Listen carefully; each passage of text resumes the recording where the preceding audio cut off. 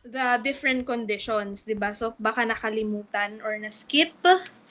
But then I like your abstract. I really did a point system for the different parts of your report.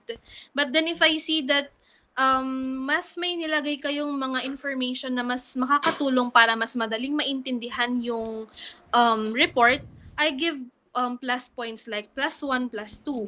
In this case, among the different groups, your abstract is the one which is very good. Ah, So, naglagay ako ng +1 dito. Very good, sabi ko dito.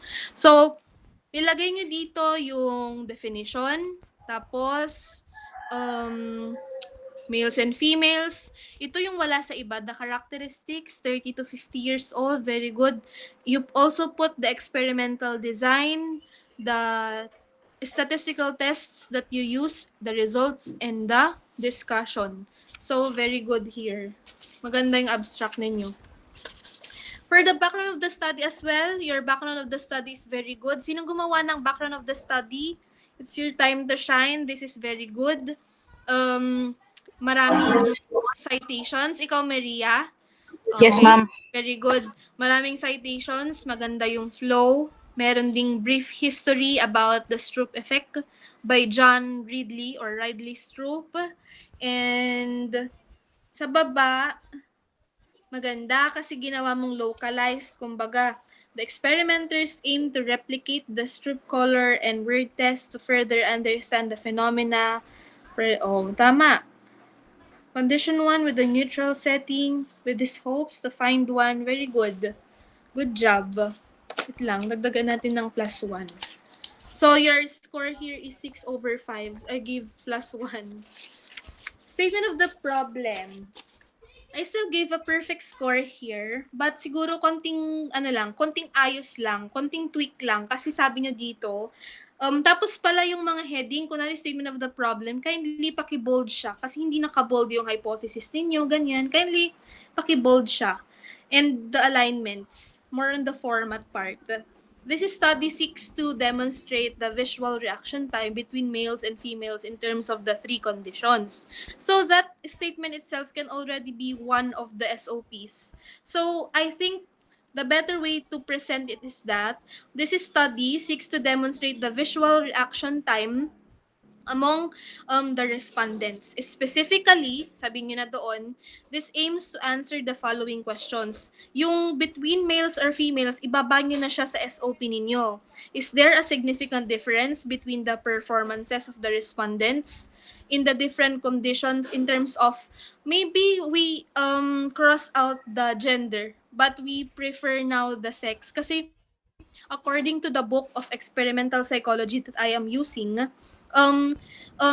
for some culturally, ano siya, ang tawag dito, parang mas maganda or acceptable in write-ups na sex yung gamitin because it is more on the biological. And pag ganito, mas accepted daw ang sex. Although, of course, pag yung experiment mo ay very gender-related, we go for gender. But siguro dito lagay nyo na lang sex difference. Is there a significant difference between the performances of the respondents in the different conditions? In terms of A, males, B, females. Ganon nyo na lang siya. Okay? Tapos, number 2, is there a significant difference? Just the format. Pagkatapos ng word na neutral, maglagay kayo ng semicolon, then letter B, congruent, semicolon, and then end. Tapos letter C, congruent, then a question mark. Kasi, kwan pa rin siya question pa rin siya. Ginawa mo lang siyang parang naka-bullet form, but still, it's a question. Okay? Hypothesis. Your hypothesis is also perfect kasi para naman din siyang declarative form lang din ng statement of the problem ninyo. So, it's good.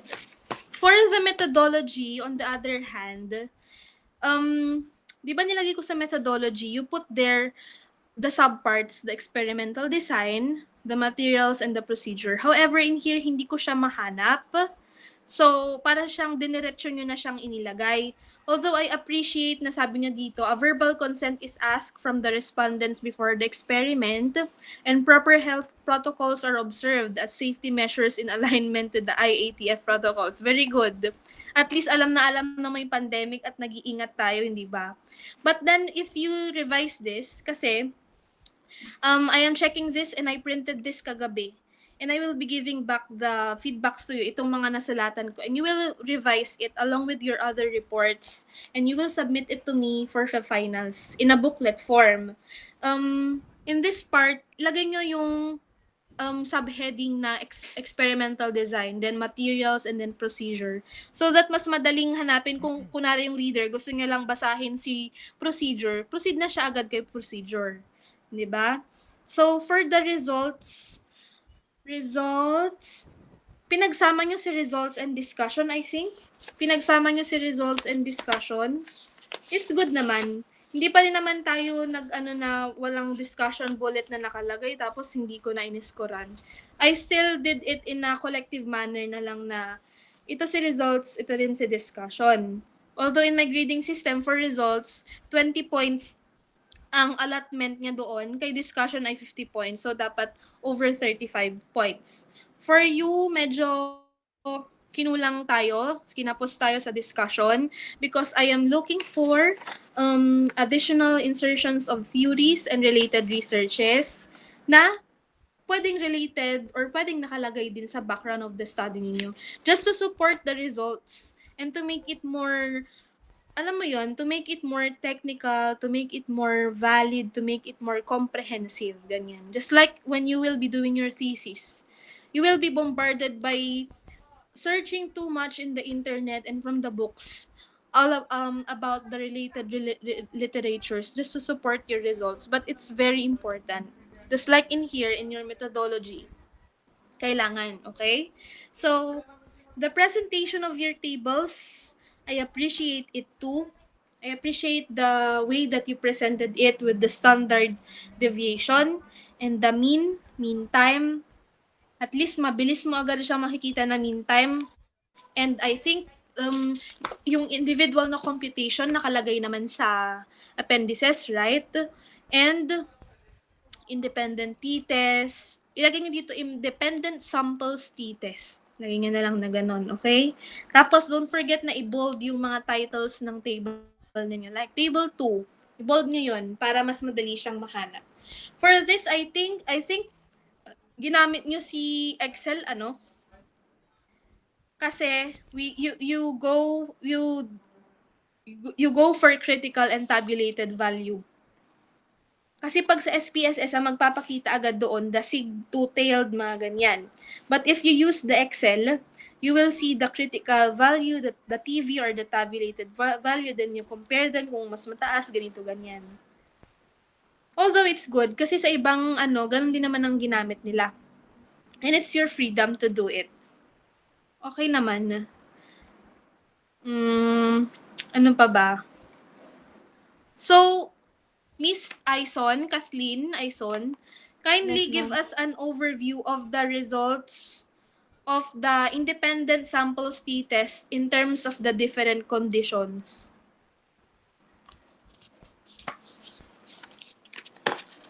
Anong na-found out ninyo? Lahat ba? No significant difference? Ma'am, ano po? Wait lang po, Um, nagpuputol-putol po kasi saglit. sige. Kindly give us a summary or overview of the results of your independent samples t-test in the different conditions. Lahat ba sila? No significant difference? Hindi po, ma'am. Using Lahat po, t-test? there is a significant difference po, ma'am. Are you sure? Let No. me check. Ay, wait. Sige lang. Sa may ano, ma'am, yung different For condition A. condition. For condition A, condition B, condition C. In terms of the gender, meron bang significant difference? No, ma'am, wala po. Wala, no? Parehas Wala din sa ibang grupo. How about, did you use ANOVA?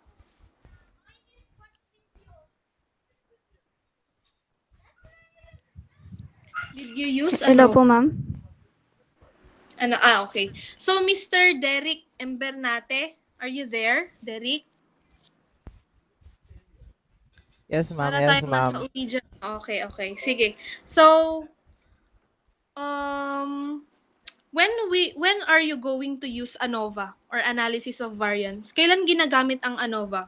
Ma'am, pag, Anong gusto mo ma-figure out? ma'am, pag i-compare yung means ng tatlong conditions, ganun po. Very good, tama. You compare the means of 3 or more. You use the ANOVA. How about, nag-post hoc kayo? No significant difference. Okay, wait lang. For your ANOVA, what is the findings of your ANOVA? Mr. Cotillion, Edmar, what is the findings of your ANOVA?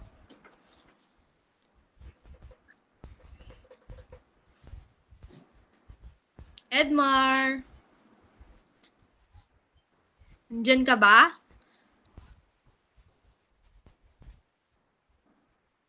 Wala. Maria, Yes, ma'am. what is the findings of your ANOVA? There is a significant difference. Reject the hypothesis. But, wait lang ha. Ang ginawa ninyo is that, inuna nyo si, discussion. Pagkatapos ni discussion, nagpunta kayo sa table. I suggest that next time, you put first the table and then your discussion. Display 5. So, there is a significant difference. Parehas din sa iba. With regard to the 3 conditions. But in this case, you didn't present to me the post hoc test. By the way, what is the use of the post hoc test? Mr. Florcel? Nandiyan ka? Florcel? Wala? Ma'am? Nandiyan ka. Buti umabot. Saan ginagamit ang post hoc test? Are you familiar with what we call the post hoc test? Not, ma'am. Hindi. Sinong gustong tumulong kay Florcel?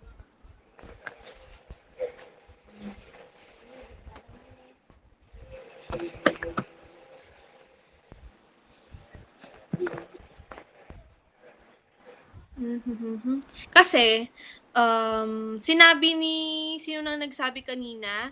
Maria na there is, wait lang ha, I'm still quite confused kasi with the presentation of data. Sandali lang.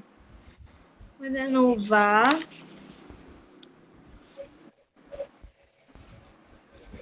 Table 2, Table 3, Table 4. Exposed t-test, visual reaction time.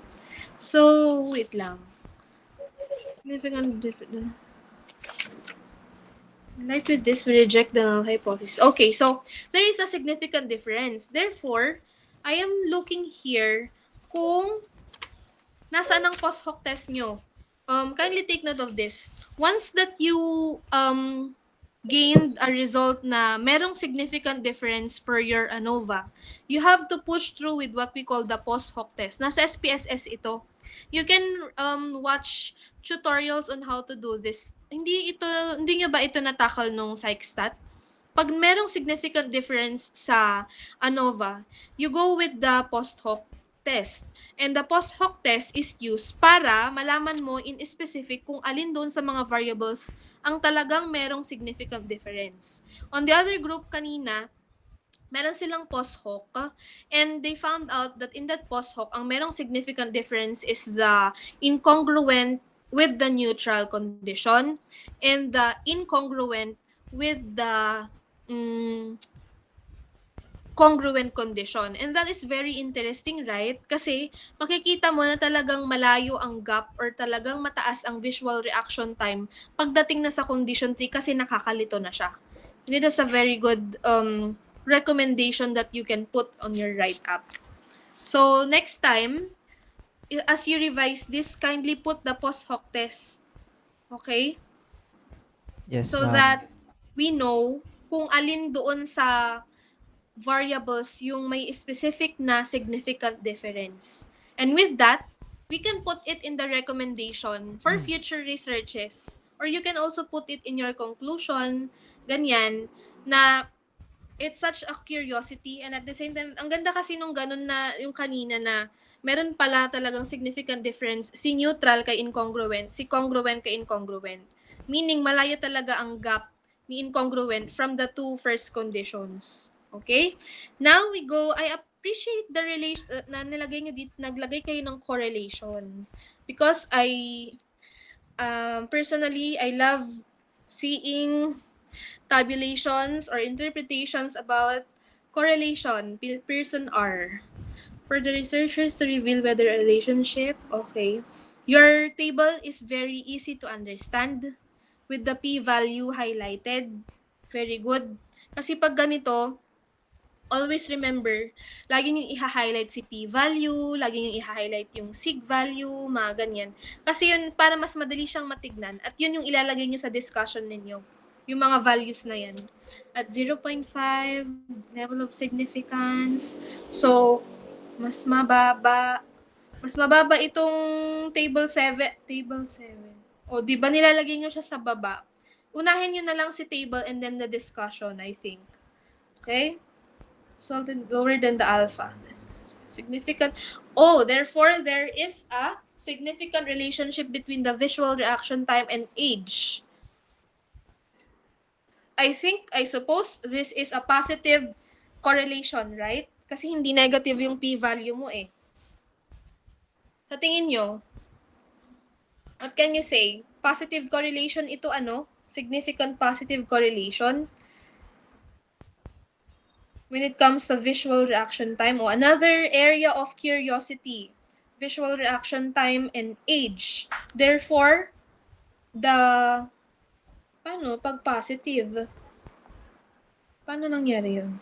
Oh, bakit ko ba okay, I will just ask someone to answer. King, nandyan ka? Oo. King? Hello po, ma'am. Yes? On table 7 Yes ba? po. Yeah, table 7, sabi niya dito, mas mababa kasi si p-value from the 0.5 level of significance. Yung p-value is 0.02. So, sabi dito, it leans a significant relationship between visual reaction time and age. What can you say about that? Ma'am, There is a parang, significant relationship between visual reaction time and age. So, the higher ma'am, the age, the better the longer visual reaction time, like that? ma'am, sa tingin ko po, ma'am, yung sinasabi po ng table na to, ma'am, is, ma'am, since gumamit kami ng person R, parang Mm-hmm. hinanap namin yung correlation, ma'am, yung correlation ng age at yung visual reaction time po. Mm-hmm. In a way that, ma'am, yung, di ba, yung age, ma'am, hindi pare-pareho yung mga respondents namin, yung participants.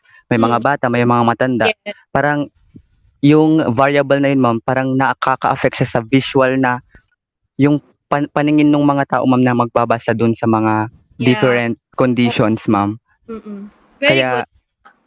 nakikita ko rin na meron siyang relationship, ma'am, na yun yung na-find out namin sa paggamit ng table na to, ma'am. Parang ganun. Oo. So, I think since positive yung p-value ninyo and it's not negative, therefore we go for a positive correlation between age and visual reaction time.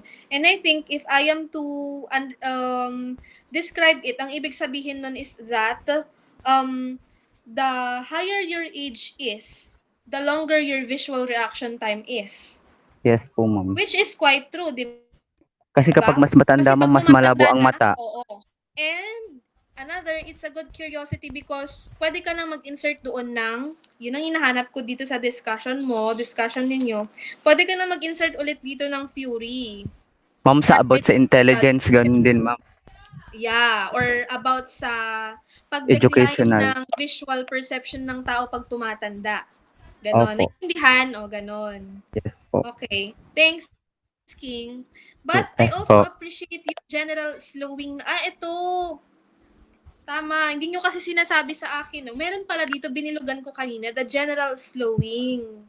Age difference in stroke interference can be related to general slowing, which is considered as a primary contributor to the decline in cognitive functioning. So, it's good. All good. Tama, ang Yes po. ganda nitong findings ninyo. If you want to push through this, or I mean, you want to let people know about this, you put it in your recommendation. And I appreciate your recommendation kasi marami siya. And meron pang pa-mental health dito. 'Di ba? May pa-mental health kayo dito. For your conclusion, I suggest next time you put it in a bullet form. Like, after conducting the experiment, the group formulated the following conclusions. Number 1, or kaya bullet. Lagay yung ganon. Ganon yung conclusion.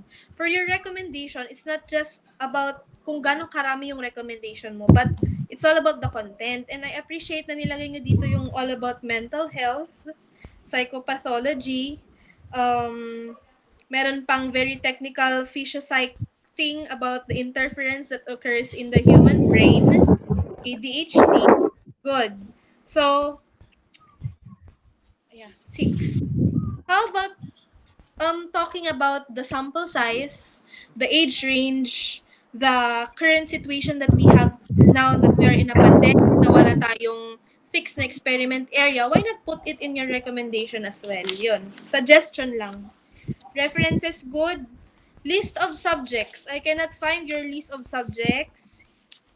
Sinubmit ba ninyo? Parang wala. Wala. Pakisubmit na lang ha. I also appreciate the video.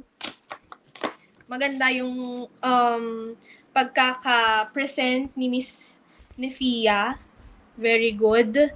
And so, this is the point system that I did. Your report is a total of 85. 3 for abstract, background 5, SOP 5, hypothesis 5, methodology 10, results 20, discussion 15, conclusions 10, references 2, and appendices 10. Okay? So, for you, in your group, your abstract is 4/3 because I really like your abstract. Your background is 5, SOP is 5, hypothesis is 5, your methods, tulad ng sinabi ko, i-subheading ninyo yung mga experimental design, materials, and procedure. That's why you get 7/10. Results, 19/20. Because, again, I appreciate the correlation that you did. Although, kulang lang talaga sa discussion, nakulangan. So, your discussion is 8/15. Conclusion is 2. Recommendation 5, references 2, and appendices 8. Because I cannot see the list of your subjects. Siguro nakalimutan yung ilagay. Now, your total score is 70/85. 70/85. You have other clarifications before you leave? Questions? Kindly take note as well na ang final requirement nyo for XPSYC is your original experiment ha. Original experiment, write-up, and video demonstration.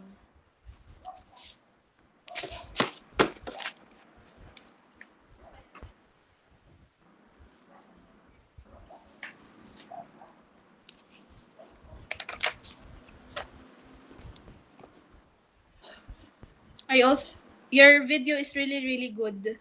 Malinaw yung audio, yung projection at pagkakagawa ng mga ng procedures. If you have questions or kung wala na, you can already leave. Thank you and ingat kayo. Later on this night, I will be sending the experiment that you will be doing for next week. Okay? Thank you, ma'am. Okay. Thank you po, ma'am. Okay. Thank you, ma'am. Bye-bye po. Thank you, Bye. ma'am. Sige po.